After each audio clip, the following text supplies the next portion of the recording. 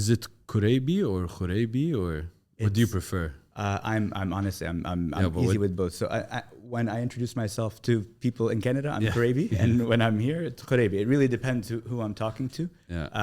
For no other reason. It's just the way I've kind of been.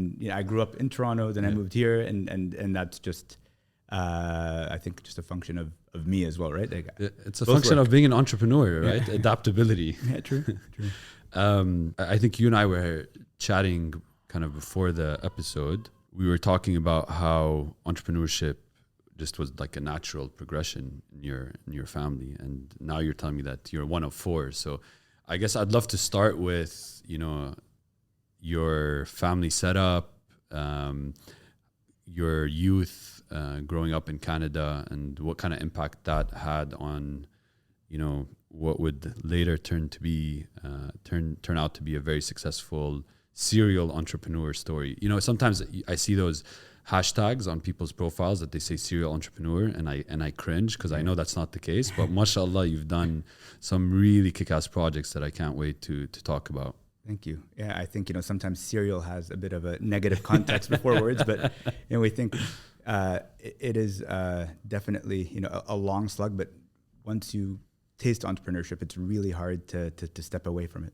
Yeah. So you were saying that growing up in Canada, kind of entrepreneurship was always a part of the fabric of the family. Yeah. So I grew up. I was born in Saudi Arabia, but moved to Toronto at the age of 3.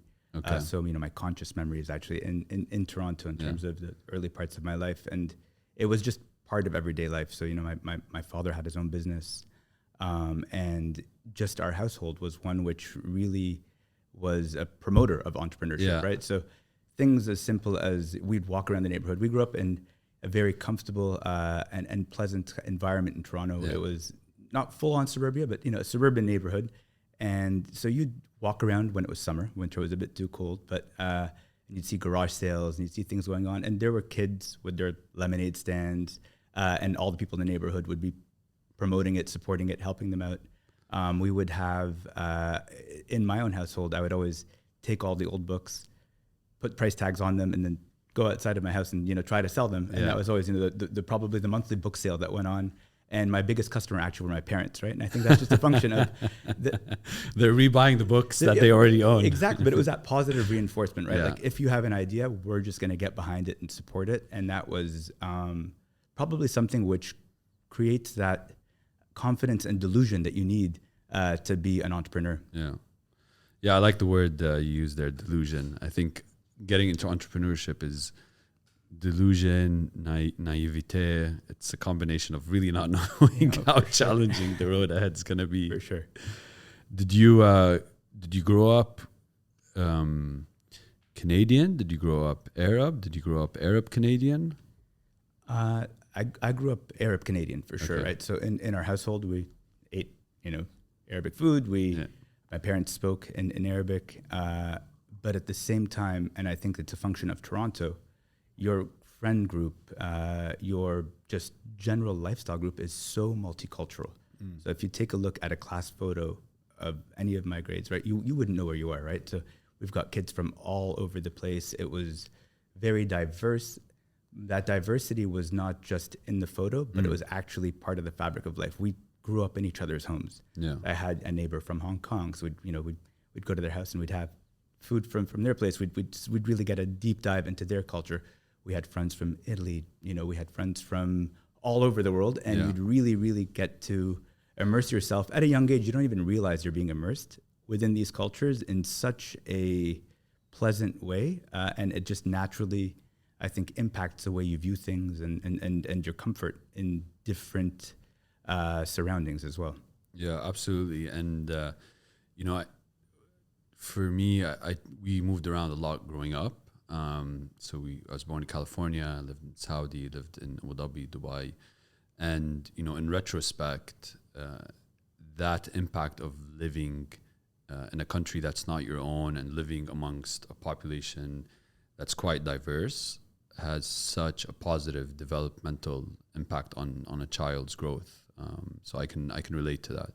Definitely. And I think it's, again, you don't realize it as a child, right? It's only in hindsight. As a child, you whine. For sure. And I wonder even if as parents it's realized, or if it's just kind of a fact of life where you're going from one place to another and your children are getting this exposure, right? And sometimes I even see it myself when I'm, just picking our kids up and taking them to Toronto for the summer. We're afraid that, are they going to be out of their comfort zone? But in reality, you're doing them such a service in terms of getting them a whole new exposure of environment, of social groups, of everything really. And I think it's just a critical part of entrepreneurship to be able to drop into any situation and figure things out. Yeah. Yeah. We always talk about you have to be comfortable with being uncomfortable. For sure. That's the hallmark of an entrepreneur. Actually, you have to be uncomfortable with comfort as well, right? I think it goes all the way down too. Fair. I like that as well. And so growing up in Canada, there's always this, I guess, anywhere where there's an entrepreneurial household that I've come across, there's always this tension between, actually getting a degree and then questioning what is the value of a degree, because, there's a lot of examples of people who didn't even go to school and did well for themselves. Was there that kind of tension internally between you and yourself, or between you and your parents? Oh, for sure. So there was always, I want to just get on with it, right? Yeah. So anytime that, I would see an opportunity, I just want to drop everything and just sprint in terms of trying to build something around it. And there's an interesting example. When I was in my second year of university, I was visiting Dubai, and this was 2001. So Wi-Fi was relatively new, and it actually wasn't readily available. It was actually barely available in most homes, hotels, offices, you name it. And they had just installed a Wi-Fi network in one of the buildings of my university. And first time I turned it on, I was like, wow, this is magic, right? I've got the internet with no wires, right? It seems like not such a novel thing now, but back then it was miraculous that you were able to have internet anywhere. Yeah, and I think we have to probably clarify for anyone born between like 1992 and now that there used to actually be a dial tone. Yeah, and you connect to the internet. For sure, there's a dial tone. Then you had high speed, which was incredible, and then you had high speed that didn't have to be connected. And at that point, Dubai was really getting on the map in terms of tourism, and the number of hotels that were under development or construction were just taking off incredibly.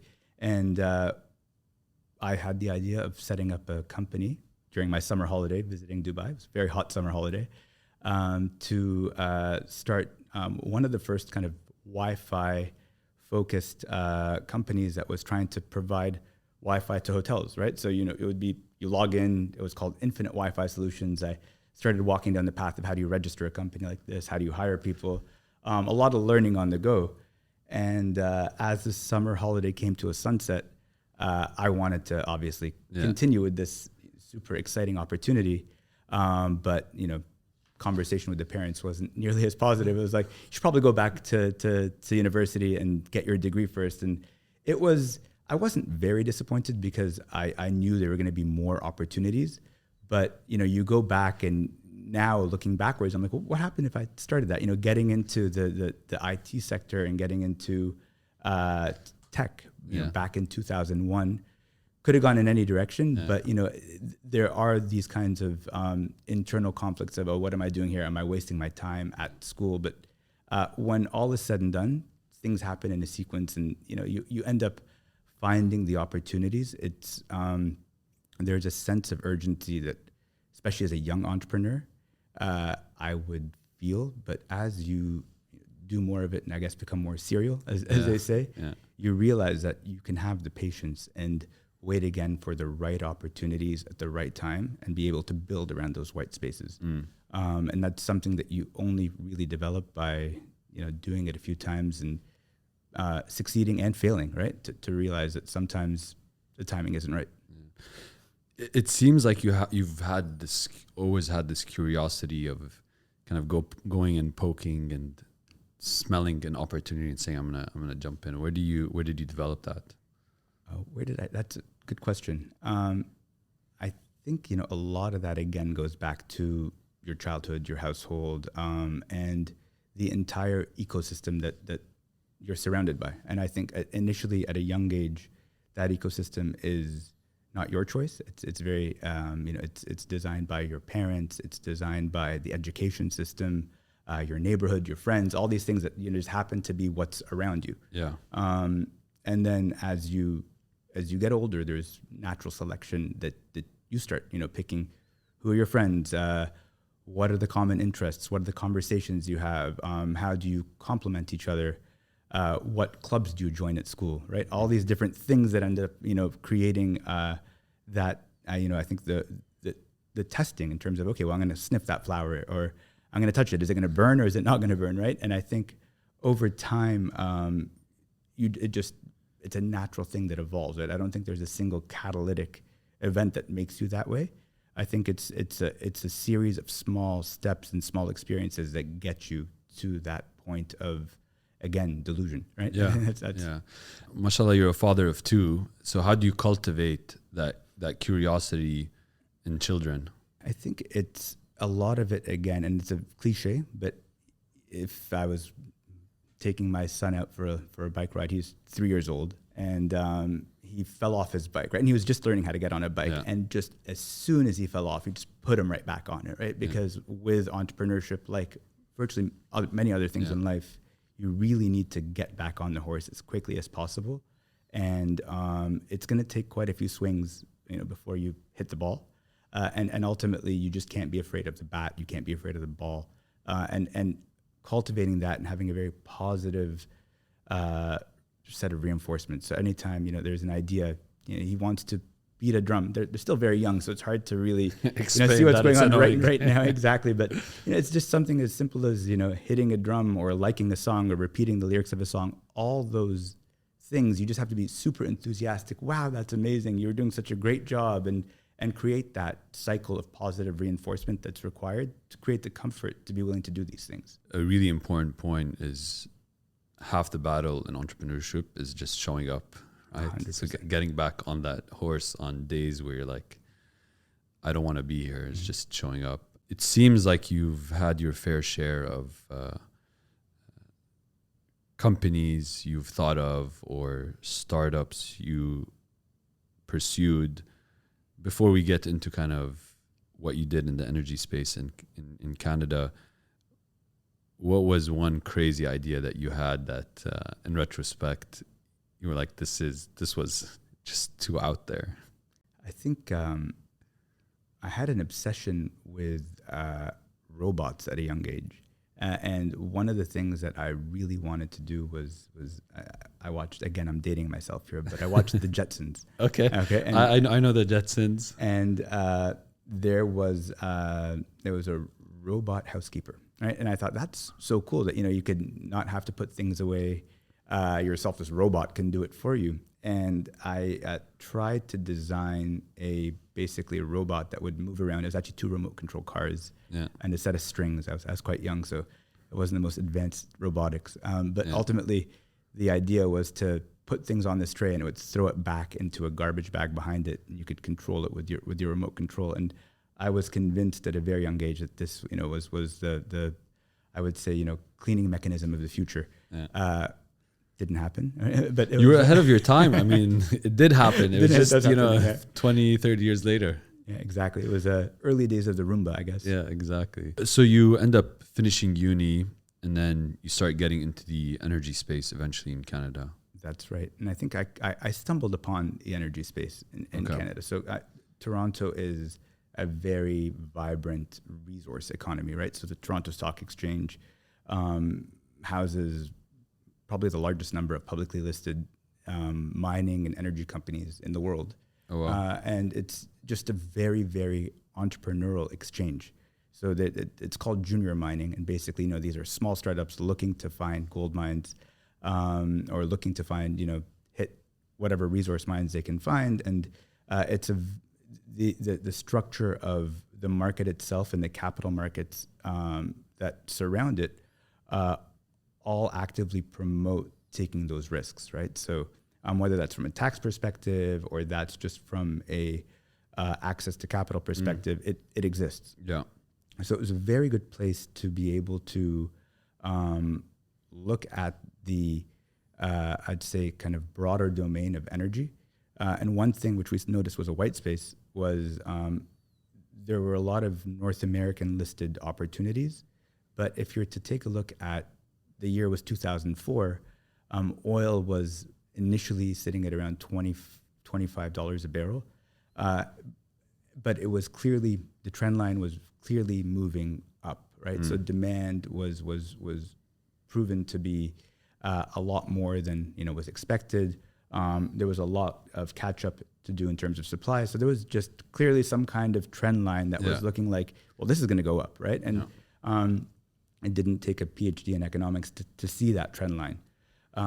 The other opportunity was looking east, right? So looking at the region, specifically North Africa actually at the time, there were a lot of smaller energy opportunities in the context of gas licenses and these kinds of things that were available at a lower cost than the Canadian capital markets were willing to pay for it. Yeah, but these things aren't, for you now, they're obvious because in retrospect, hindsight's 2020.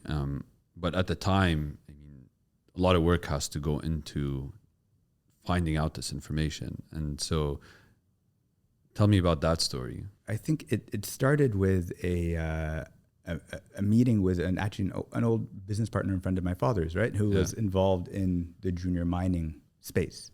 And he was really, I think, solid in terms of understanding how to put together the structures on the mining side of things, right? So building mining companies mostly focused on Ontario. And then we sat down and had many coffees and many lunches just discussing, well, let's kind of broaden that aperture and see where else are similar things going on.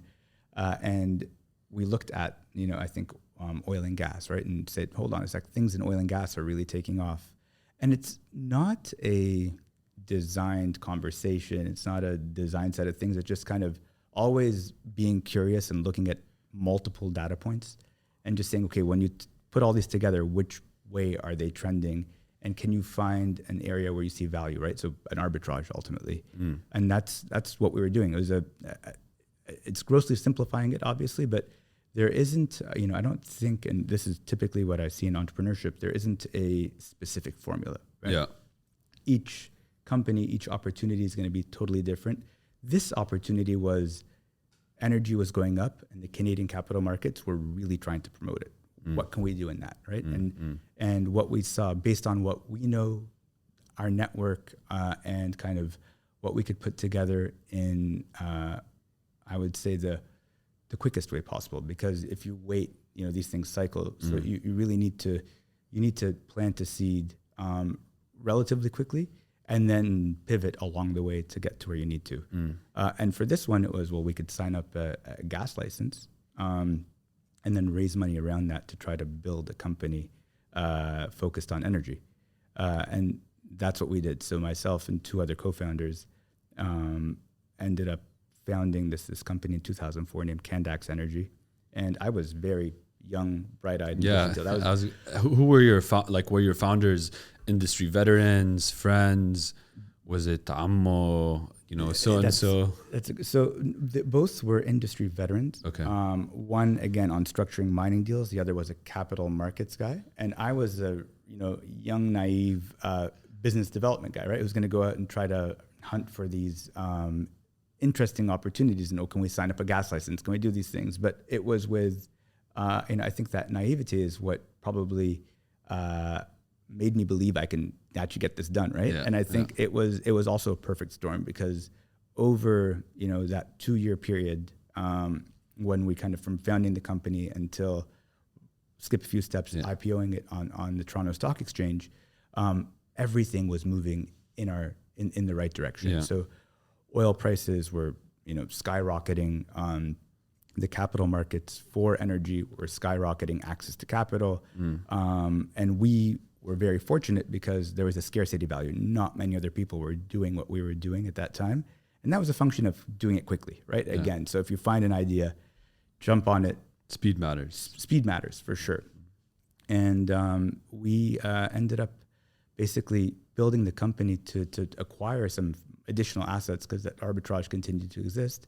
and we IPO'd it on the Toronto Stock Exchange in 2006. So within 2 years? Within 2 years, yeah. And that was, it was a perfect storm, right? So everything was going in the right direction.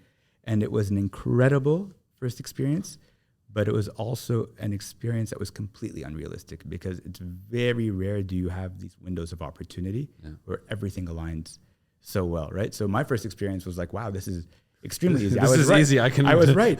All you do is you come up with an idea, and then 2 years later you list it, right?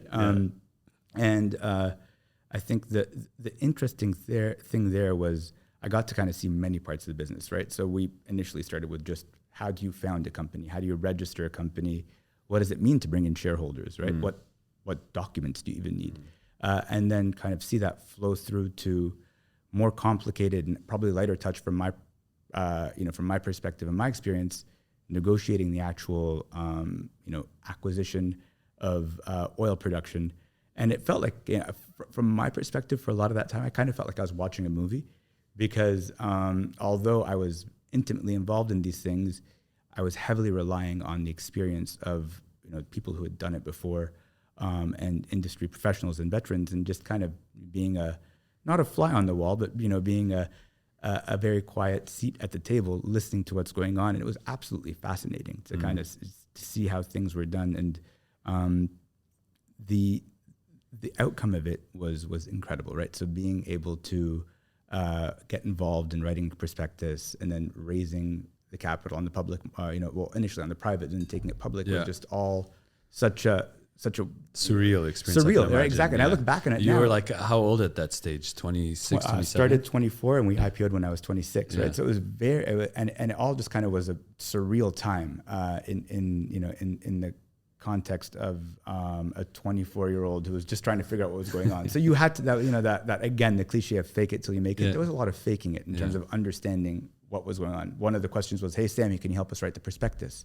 I said, sure, right? I mean, luckily we had an investment bank working with us, but sitting there. And people may not realize, 2004, 2006, the internet itself wasn't as developed as it is now. So I can only imagine that going online and trying to Google how to write a prospectus was not there was no 101 workshop, on Coursera. 100%, very, very little kind of available information on figuring out. But again, you just have to not be ashamed to ask questions, right? And I think that's just another kind of thread in terms of entrepreneurship, is you have to be comfortable understanding that people know you don't know everything, right? And surrounding yourself by people who know the right things. Yeah. And it's like a puzzle, right? It's putting all the different things together to get to the outcome. Yeah. It's a critical point that you're bringing up, which is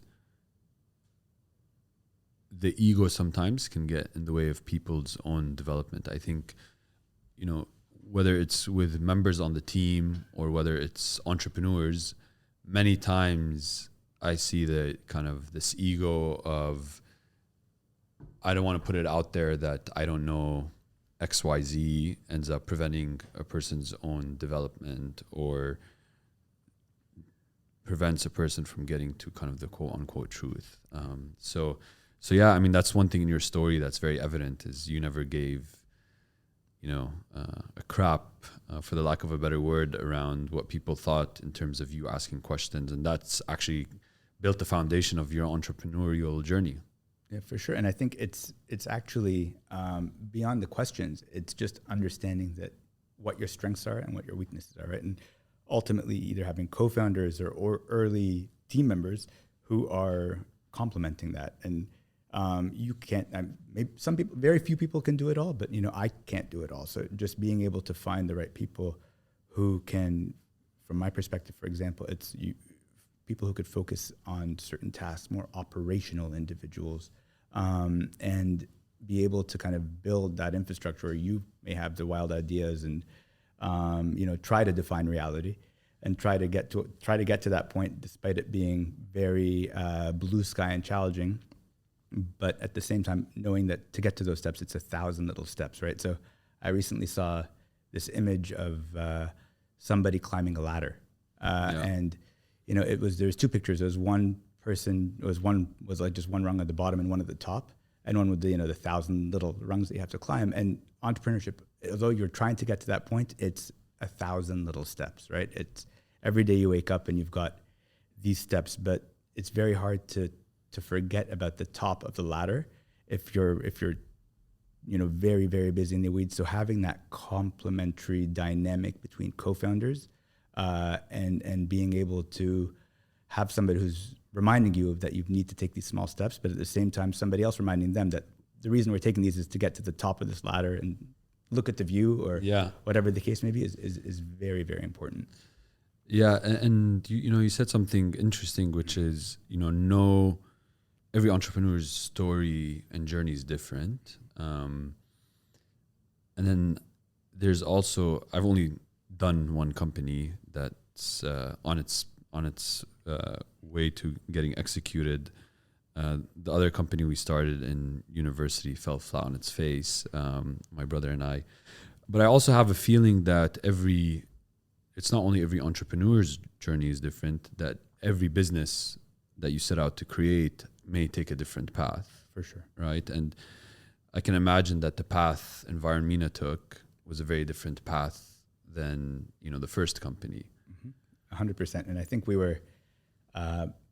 I was very spoiled by the experience of the first company, right? So again, God had to give you a humbling experience. I mean, you can't just go out and knock it out of the park every time, Sami. Come on. For sure. Yeah, for sure. And to be honest with you, I think it was there were a lot of humbling points in the journey of Environmina, which we'll get into now. But at the end of the day, I think it was actually the humbling was just actually reality, right? In terms of this is what it takes to build a company. And I think this case study is probably a much better one in what real entrepreneurship looks and feels like and the journey, because of all the, variables and surprises and the duration of it all too, right? So we started Environmina in 2007. So maybe I can give a bit of a background on how it started. Yeah, I mean, and you come off of an IPO at 26.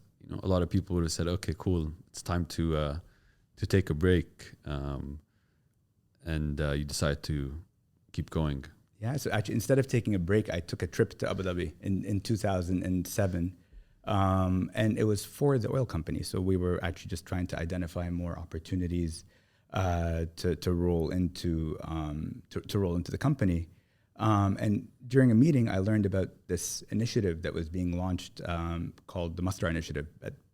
This was actually late 2006, and back then it didn't have a name yet, but it was a renewable energy initiative that was being launched from Abu Dhabi, and it was very clear, kind of looking at trend lines and the investments that were being made, that when initiatives or investments were being launched, they were being done at real scale. And at that point, there was virtually no renewable sector in the region. So I traveled back to Toronto, where my roommate at the time was a solar engineer, and it was January. So it was January 2007, and his name's Eric, and I said, "Listen, Eric, it's freezing in Toronto right now. It's very sunny in the UAE." Good salesman. Yeah, exactly. Do you want to start a solar company? So we brought on a third co-founder, Sander. We all knew each other already, and all got along very well, despite having not worked with each other. This was the first time I was really co-founding something with close friends, which for us worked out, really, really well. I think we all complemented each other very well. But I think that's always an interesting dynamic. I've heard great stories and I've heard horror stories. We were very fortunate that the dynamic between all three of us was just very complementary as friends and as co-founders. But so we basically decided by around March that we were going to start a solar company in Abu Dhabi, raise some capital, and in July 2007, Ramadan, summer in Abu Dhabi now. So very different than I was leaving Toronto in the summer. The story you sold was, transitory to your roommate. Exactly. And then he found out the hard way that what summers are like in the desert. Exactly. And it was actually very funny because it's funny. 6 months made a big difference in terms of the weather was perfect in Toronto at that time. So we left Yeah, I think 25 degrees and sunny to quite steamy weather, but it didn't matter because we weren't thinking about the weather, right? I think you go in and you're just so excited to be starting something new. And this was very different to me because I was the co-founder and the CEO of Enviromina, and the sense of ownership was different. This was truly, I think, our baby and also my baby in the context of a company that we designed and set the strategy of. I had always been very, very interested in technology growing up, and I was very fortunate to have my entry into entrepreneurship be in energy. And solar was this really unique marriage of energy and technology, right? And so it was just really exciting. So every time you'd wake up, you'd just be super excited to get to work, and just start trying to build and create something. And so that was really the catalyst of Enviromina, was the opportunity to build one of the first solar companies in the region, renewable energy companies, I should say, and then just try to see, based on that idea, we're going to build a renewable energy company in Abu Dhabi in 2007. What does that mean, right? So when we first started, we're like, where does solar make the most sense? Well, streetlights, right? A very, very simplistic way of us doing it. But we're like, right now, there weren't the policies or any projects that made sense for people to be able to build and install solar panels virtually anywhere in the region. But ultimately, a lot of remote areas required lighting, and solar was an economic solution to that. So we worked very closely with a Canadian company and said, we're going to try to install this solar street lighting technology in the UAE. And that was not our full business plan, but that was kind of the low-hanging part of our business plan in 2007. And that was a very quick lesson in pivots. Shortly after setting up the company and hiring the initial team, we received a tender document for a 10 megawatt solar plant. So just by context, that was way bigger than anything we thought was going to be built in the first 5 to 10 years. But it's also kind of a part of the nature of being here. Sometimes things are done big and sometimes things are done quickly, and that really enables industry or businesses if you could get your ducks in order quickly. Yeah. And luckily we had already come and set up, and we were a solar company, and we were the only solar company in town. And so we decided to... And this tender come out of kind of the blue, or it's something you guys heard about, you were working on? So it was kind of, it all happened very quickly. It was like 1 week we're like, hey, we heard there's going to be a project in Abu Dhabi. And then, a few weeks later, there was an expression of interest. Yeah. And so we expressed our interest in this project, and we realized that, hey, we're a young company, we're a new company, so we need to partner with some veterans, right? And I think this comes back to admitting and being comfortable that sometimes you need to work with others and share the pie, or just be humble enough to say, listen, guys, we're here already and we have big ambitions, but to get to that point, we need to work with people who've done it before. So we partnered with a very large solar company that was based in China. And it's a very funny story because our name was unknown as Enviromina at the time. And there was a testing facility that was built in Abu Dhabi to test how solar panels work in the desert. And we learned that actually the leadership from that company from China, who we weren't able to get in touch with, were planning on installing and visiting that site on a certain day. And we had built the lights to light up that, the solar lights to light up that testing facility. So myself and one of the other co-founders, coincidentally happened to be checking the lights while they were visiting their testing facility, and we introduced ourselves. We literally just kind of ambushed these guys. We're like, "Hey, we're a solar company in Abu Dhabi. There's going to be a project here, and we'd love to partner with you."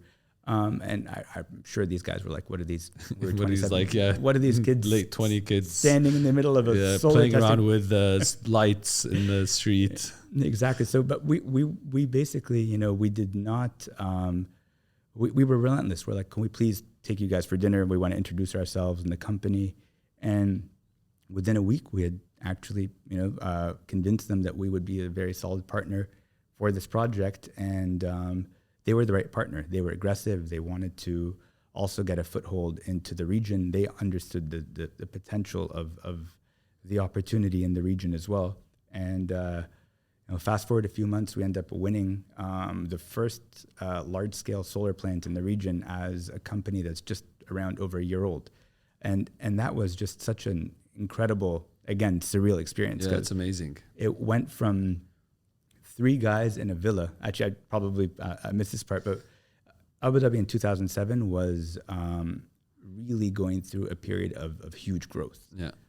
Such huge growth. I don't know if you were there at the time, but...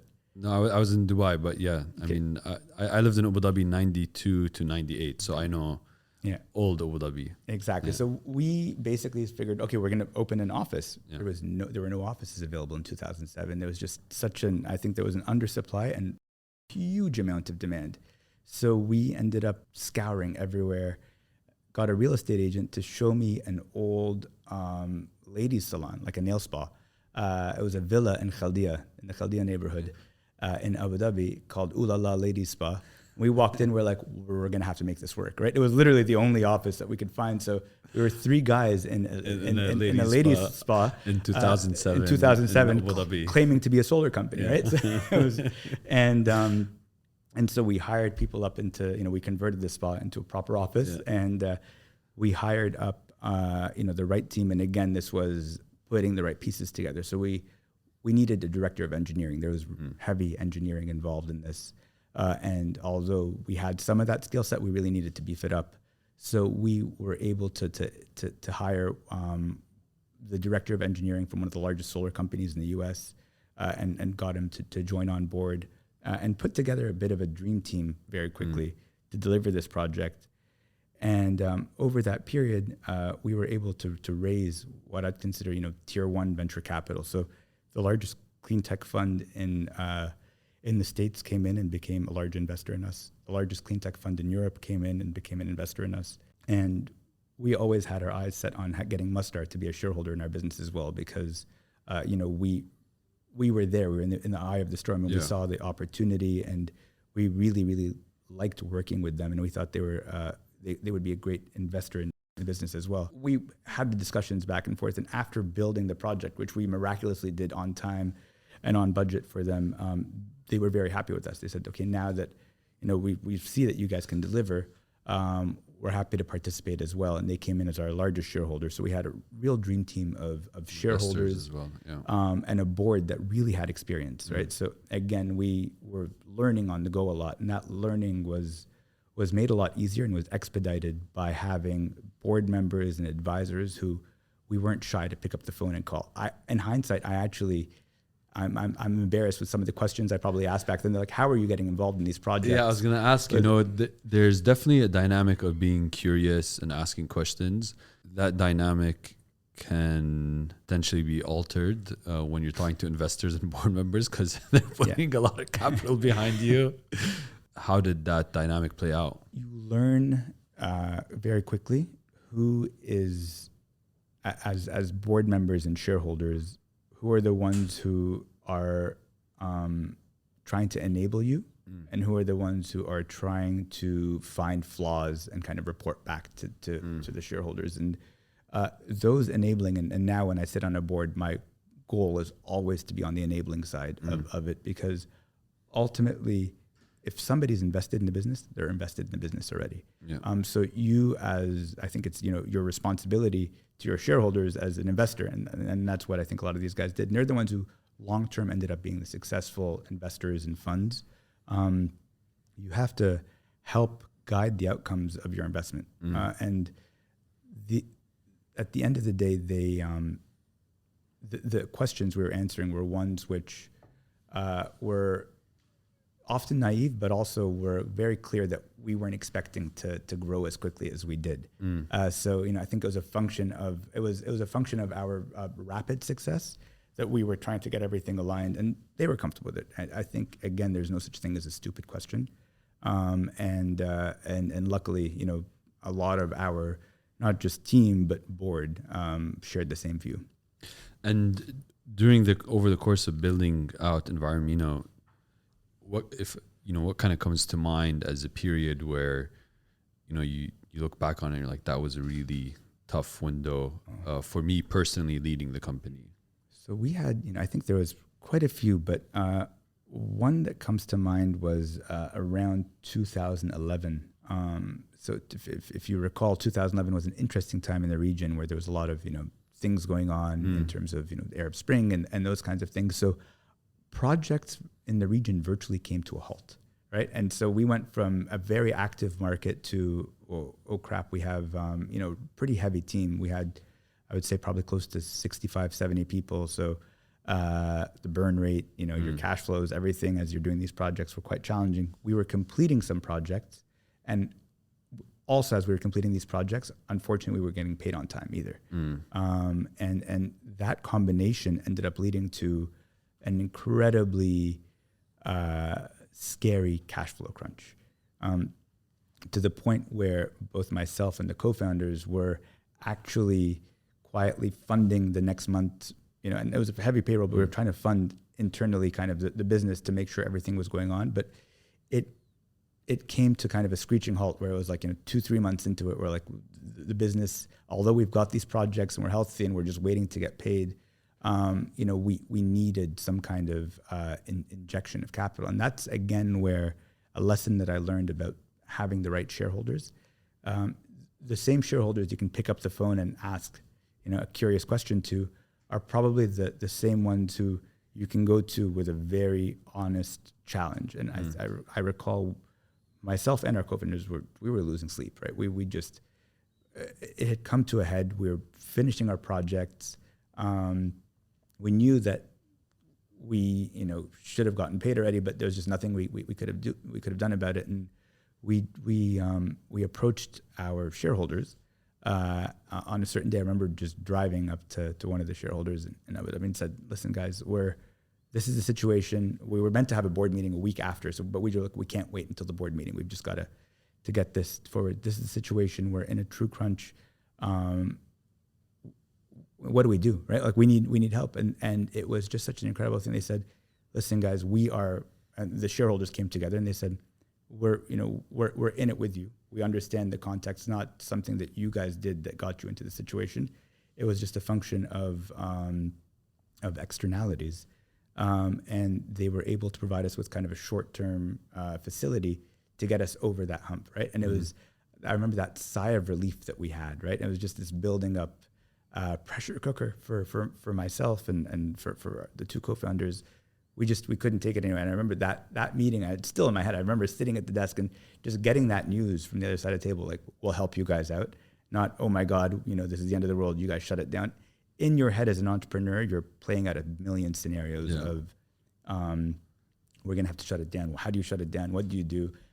This sucks because we have so much in the pipeline. And ultimately getting that, I guess you could say, reinforcement from your shareholders saying, you guys were in it with you for the long haul, really makes a difference. And that has been a lesson that I've kind of taken forward now is as an investor, which I'm quite active in terms of investing now, but also as someone who is sometimes bringing on board shareholders, you want people who are going to be with you on the ups and downs because there are going to be a number of them across the way for sure.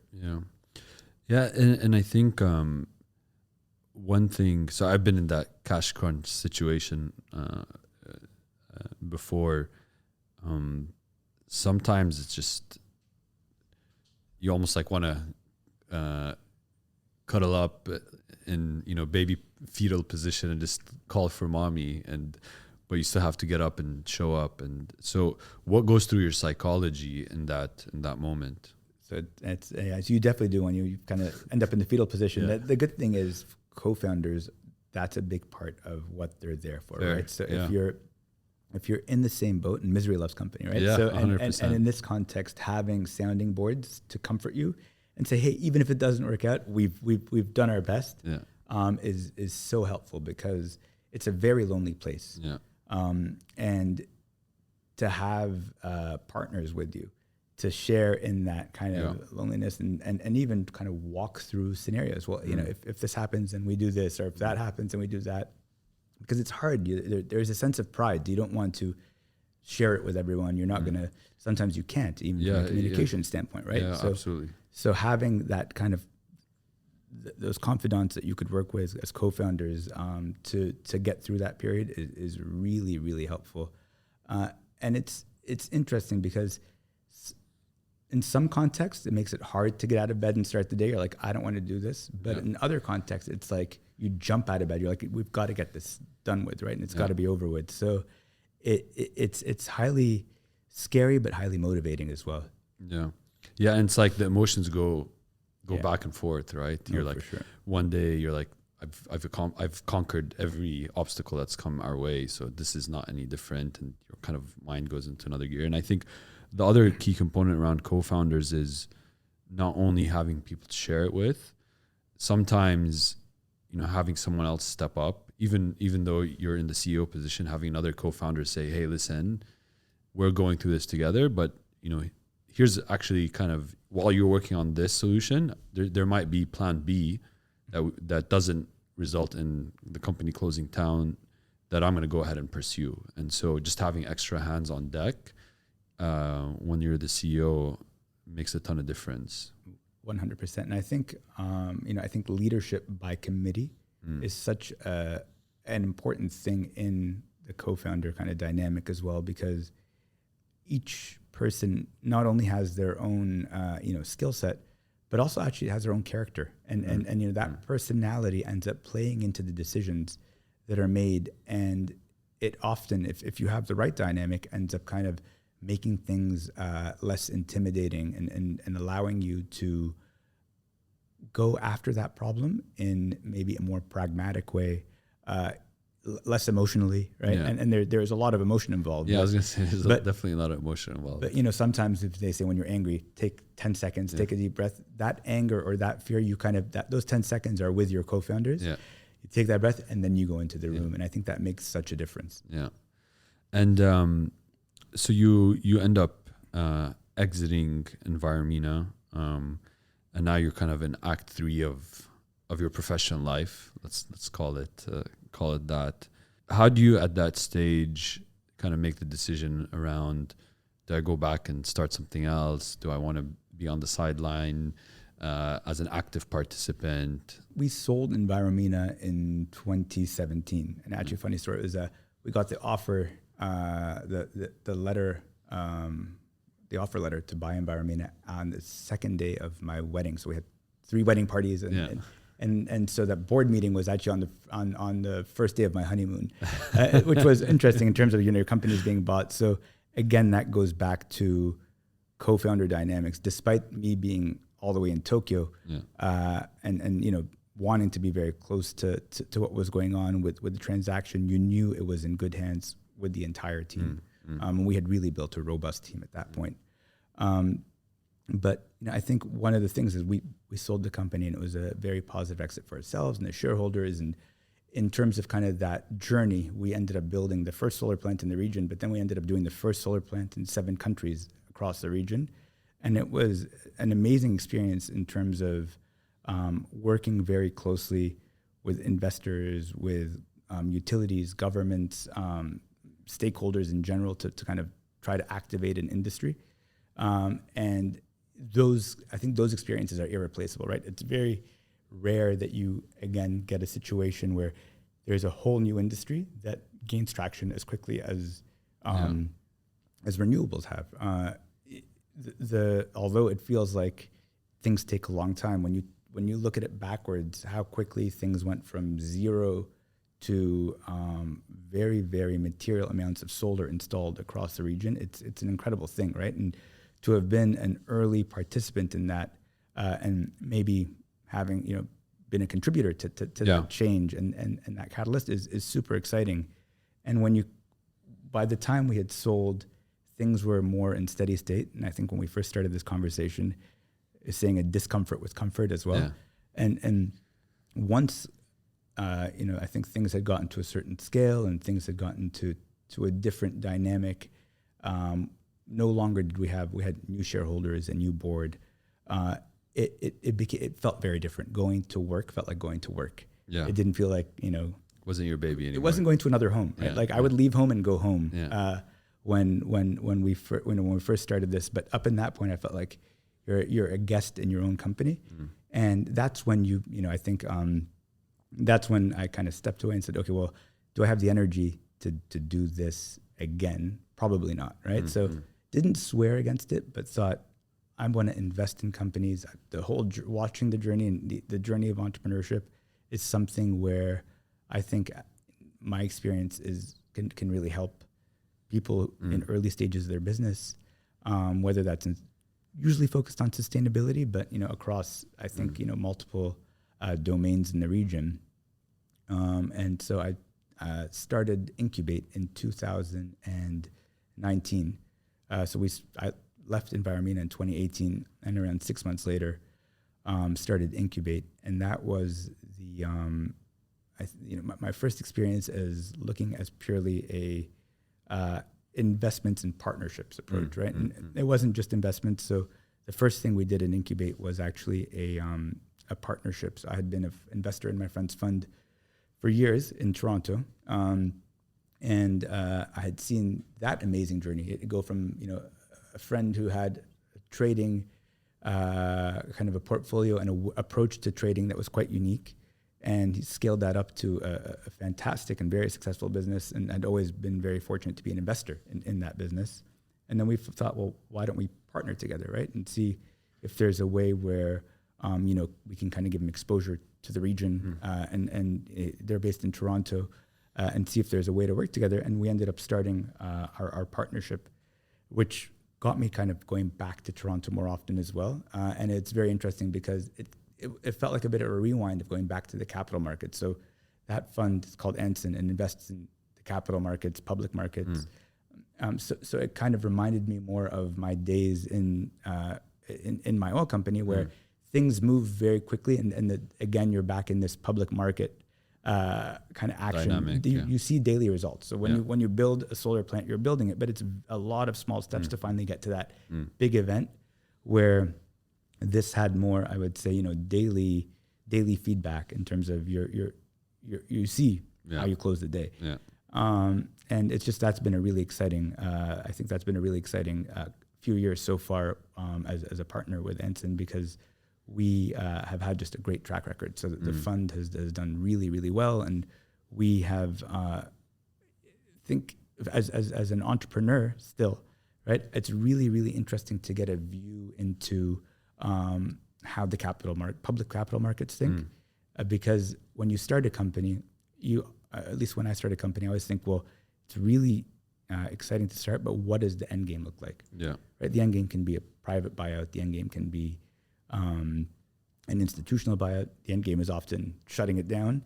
But then very often now too, the end game, and more often than ever, the end game is public listings, IPOs, and understanding and having that, putting the hat on of understanding what the public market, how it thinks, what sectors it likes, what are some positives and negatives. So, for example, I'm somewhat stating the obvious, but recurring cash flows, so long-term contracts, these kinds of things are super attractive to the capital markets. So, when we started the business in 2007, we kind of got that, but now it's kind of a prerequisite. Well, how do you ensure that you're getting long-term ARR? So starting that partnership or having that partnership is really, really interesting for the other things that I'm doing. And that's where I spend most of my time. And that's incubation and investment. So I started Incubayt Investments in 2019. And the idea was to be a home for entrepreneurs in the context where if somebody has a great idea and they have some early traction and they're looking for just support beyond investment, we can do that. Not a traditional incubator. It's not like we've got like a program, but just really be a hands-on investor. If the entrepreneur wants us to be, or if the startup wants us to be, we can be one. And then do direct investments in businesses and startups that are kind of in that domain between technology and sustainability. I think sustainability and the climate crisis is going to present itself as one of the biggest challenges we face as humanity, but it's also going to be one of the largest, I think, opportunities in terms of entrepreneurship, businesses, and startups, because we need all hands on deck to try to solve these problems. what I love is solar. We're kind of there. Like it works. It's being installed at scale. But that's one piece of the puzzle. Right? Energy is one piece of the puzzle, but there's so many other parts. And now kind of having the view of an investor, seeing where else we can make an impact by investing in great ideas and entrepreneurs, whether that's in vertical farming, or that's in waste and composting and that kind of stuff, or that's in water. And that's one which is, I think I've been spending a lot of my time on. It's fascinating, and it's just really exciting to have that seat kind of on multiple businesses. Yeah. But again, when you have that seat, it's very strange, because hearing the entrepreneurs tell their story, for whatever reason, I'd be like very happy to see the investments doing well, or the business is doing well, and as a shareholder, ultimately the returns involved in that. But there was always a little bit of jealousy. I'm like, oh man, I want to be in there again, right? You want to jump back into the cage fight. 100%, right? So and lo and behold, we're back in it. So I've through Incubate I'll get into a couple of the businesses, but I'll start off with one where actually I was approached by this is outside of sustainability, but approached by a very good friend who has had a great idea for an app-based members club across the UAE, which basically got rid of the club, right? So using all these incredible venues around the UAE, creating experiential, creating a kind of curated experiential experiences, and really trying to create something which was very unique, not just for Dubai, but I thought actually had the scalability to be franchised globally. And so I was involved in terms of incubating that business, which is called Butterfly Social, and seeing that kind of go very quickly from an idea to live members and an app was really cool, because what's different than in the solar business is to get to first, I guess you'd say, customer happens a lot more quickly in consumer. Yeah. And it's a really, really and cool. The feedback loop exactly. It's really, really, really cool to see these kinds of businesses spark up, and it's inspiring, right? So that's one of the first companies that was housed in Incubate. So when I listened to you kind of talk about businesses, whether it was your own businesses or whether when it's Incubate and the businesses that are there, it's like your face lights up like a kid in a candy store. In theory, you don't need to be doing much work. So I guess what keeps you going, right? Like what excites you besides your personal life to get up and go at it every morning?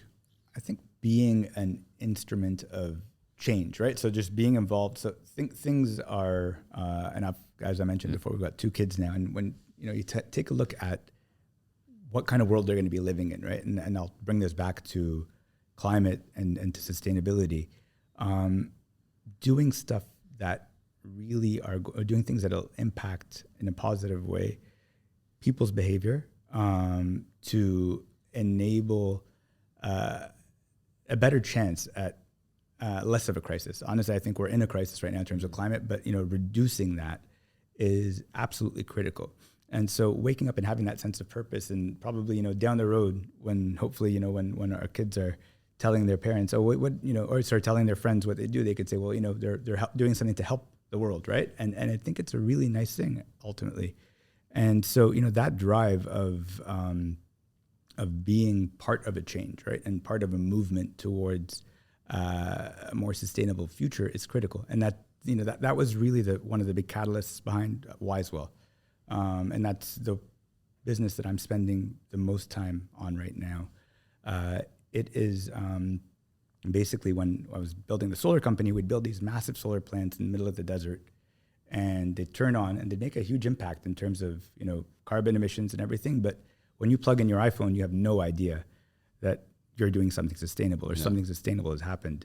And I think a big part of sustainability today is going to have to be the individual's behavior and people realizing they need to be sustainable by doing things. And when we look at the landscape of how do you affect the consumer in terms of sustainable behavior, water was just blatantly obvious. Mm. The way we currently drink water and the system around it is just insane. Like the fact that people are filling up plastic bottles in Switzerland or France or Fiji, which is worst of all, and putting them in hydrocarbon containers and shipping them across the world, emitting carbon, and then we drink a 500 milliliter sip of water and we're done with it. We discard it, and 70% or 90% actually globally of plastics are not recycled. It's just a broken system. So Wisewell was founded under the idea of how do we change the consumer behavior in the way we drink water? How do we eliminate the use of single-use plastics in the household, starting with the consumption of water? And the answer was we have to make it easy and good looking. So we actually spent a lot of time designing a really the way Dyson kind of did something for the fan, we wanted to do for the water cooler. And we wanted to make sure that there was no installation and it was super simple. And so we designed, and now we're about to launch actually in the US, our company and our first product. And that is the driver behind that as an entrepreneur is having this feedback cycle of change at the consumer level in something which is so obvious and, to be frank, a little bit easy for us to change the behavior. One of the challenges we've had with sustainability and renewables is there was always a green premium. If you want to do something environmental, it's going to cost you more money. This is cheaper from day one, right? So it reminds me of 20 years ago when I was starting my other business, right? It's a perfect storm. Tap water quality is pretty scary in most parts of the US and globally. Plastic waste is very obviously a massive issue. And technology has gotten us to a point today where there's a straightforward solution to do that. And we're just trying to implement that solution to as many people as possible, right? So it's really, really exciting. And that when I wake up, I'm looking at my emails and just super excited about what are we doing for our launch? What's going on in terms of, we just started our performance marketing. So we're actually getting the feedback. So every day there's hundreds of people signing up for our newsletter, right? And it's just a really exciting place to be in again, for sure. Yeah. That purpose that you have now, which is that desire to make a lasting impact in the sustainability space, how has that purpose evolved? Like if you think back to Sami of 24 years old, how has that purpose statement kind of changed with time? Sure. So I think I'm, Sami of 24 years old started an oil and gas company. So definitely massive change in that purpose. And priorities, in priorities. But, I think it was, as you get, I think as you gain experience, and to be honest, after I had my two kids, I really started, thinking about what kind of world they're going to live in, right? And what it's going to look like. And if you take a look at trend lines, the trend line of waste or change in the climate, or you kind of name it, the food system, all the pressure that's going on in terms of demand, everything has to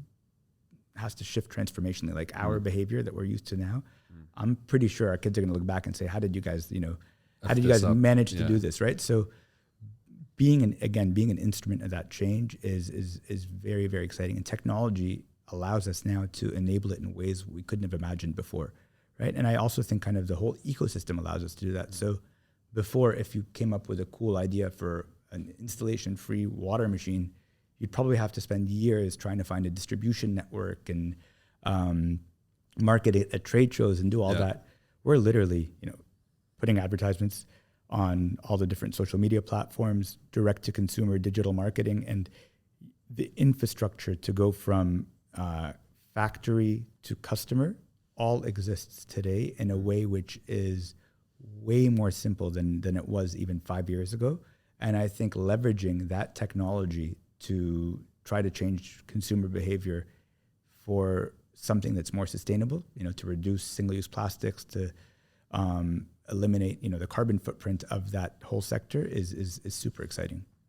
Yeah, I mean, I think hearing kind of three different stories, one thing you've you definitely have a keen eye for is timing, is kind of being in the right place at the right time and being there even probably before the trend line takes off. And, you know, one thing that's inspiring for me is you almost say it so matter of factly. You know, the trend lines we're saying, and you say it as if it's common sense, but most of these things are really only common sense in retrospect. And so you have that ability to see things early, which is amazing, and good on you, man. Thank you very much. I think it's often a first mover advantage, though, and often it's a first mover disadvantage, right? So you can be a bit too early. Yeah, I mean, think about your housekeeper robot. I mean, you're just 20, 30 years early. Yeah, exactly. Great idea. And you know, timing is a tricky thing, because I think to your point, you know, one of the biggest factors that determines the success of a business is timing, right? And when I say timing, it's a big component of timing is the underlying infrastructure ecosystem there to allow you to succeed. Is consumer behavior, market acceptability of the product ready? And so getting timing right, if you do it once, you're lucky, you know, potentially, but you've managed to do it twice. Inshallah, you're right about the third time. And so, you know, listening to you here, I think that's kind of the biggest, you know, aha moment for me is kind of your ability to get things right on timing. So that's amazing.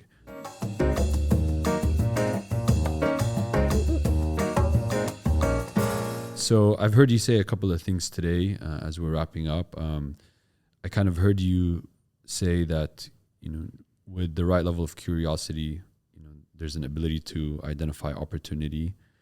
One thing you didn't say, but is clear to me, is having these massive dreams and ambitions that you pursue regardless of all the potential impossibilities of why that idea isn't a good one, is something that's really in your DNA.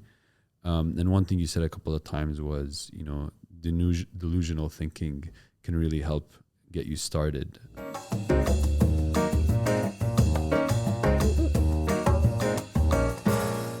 You know, I'm leaving this conversation with goosebumps and being inspired. So I really appreciate you taking the time to share your story. And I wish you nothing but the best of luck for you, but then I guess for all of humanity in trying to solve some of the biggest challenges that we'll face on a sustainability front. Thank you very much. And you know, it's an honor to be on your show, and I love the fact that there is now, you know, the opportunity for entrepreneurs to tell a story.